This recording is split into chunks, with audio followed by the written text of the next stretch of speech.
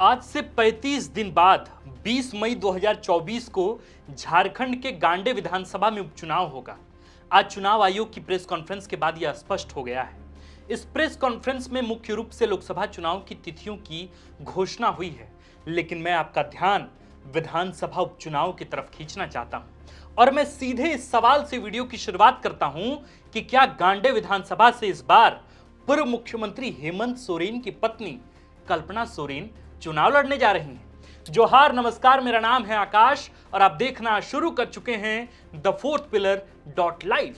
पिछले साल दिसंबर महीने में गांडे से झामुमो के विधायक सरफराज अहमद ने इस्तीफा दे दिया था, जिसे 31 दिसंबर को विधानसभा स्पीकर ने स्वीकार कर लिया था।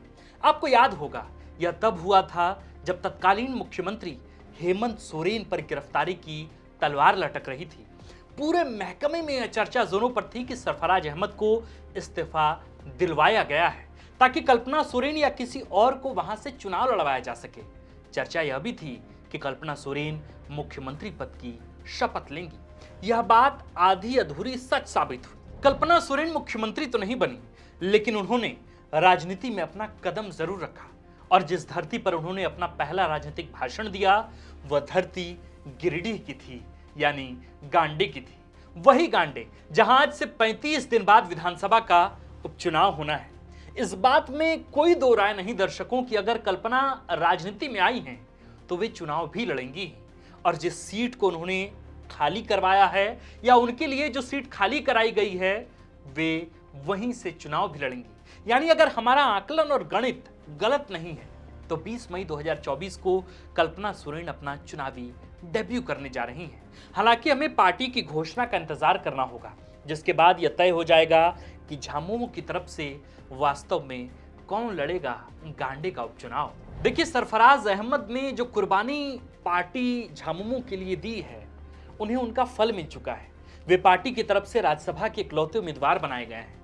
अब पार्टी को किसी तरह की नाराजगी का कोई डर नहीं है और कल्पना के अलावा पार्टी ने अब तक किसी को इस उद्देश्य से प्रोजेक्ट भी नहीं किया गया है।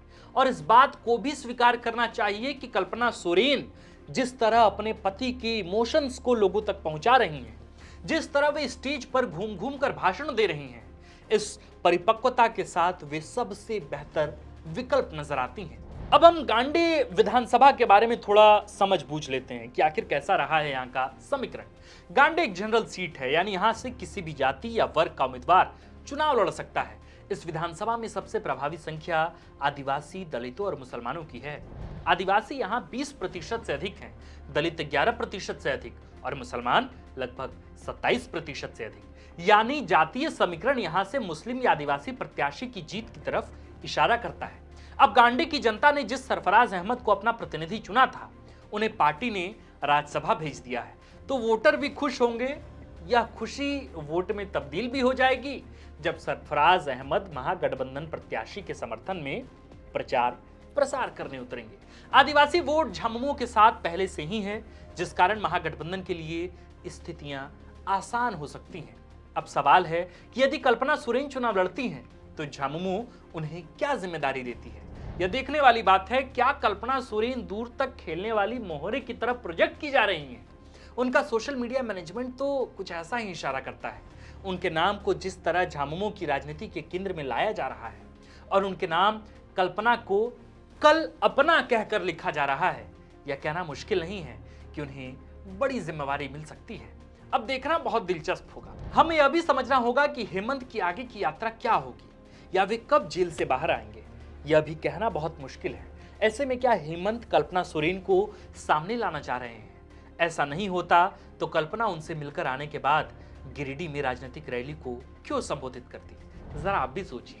फिलहाल हम इंतजार कर रहे हैं महागठबंधन और एनडीए की तरफ से कैंडिडेट के नामों की घोषणा की, जिसके बाद यह तय हो सकेगा कि 20 मई को चुनावी मैदान में कौन कौन नजर आएगा, किसके बीच टक्कर होगी। विधानसभा को लेकर जयराम ने भले ही कुछ न कुछ कहा हो, लेकिन चुनाव सामने देख हो सकता है कि वे भी अपने प्रत्याशी उतारें।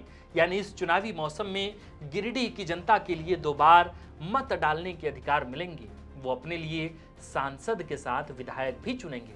तो आप तैयार रहें और हमारा शो देखते रहें। राज्य की राजनीति से संबंधित हर जानकारी हम आप तक पहुंचा रहे हैं और आप हमें प्यार बरसा रहे हैं द फोर्थ पिलर के नए नए वाले सेगमेंट सियासी कहानियां को लेकर। आप देख रहे थे द फोर्थ पिलर, मैं हूं आपके साथ आकाश और कैमरे के पीछे हैं अभिषेक। शुक्रिया। अगर आप चाहते हैं कि हमारे वीडियोस का नोटिफिकेशन आपको बिना देरी के मिलता रहे तो आप इस चैनल को फॉलो और सब्सक्राइब जरूर कर लें। बाकी आप हमारे काम को लेकर कोई सुझाव हमें देना चाहते हो तो कमेंट बॉक्स में आप सादर आमंत्रित हैं। इसके अलावा हमारे वीडियोस आपको अलग अलग ठिकानों जैसे फेसबुक, इंस्टाग्राम, ट्विटर पर भी देखने को मिलेंगे, जिसके लिंक डिस्क्रिप्शन में डाल दिए गए हैं। शुक्रिया।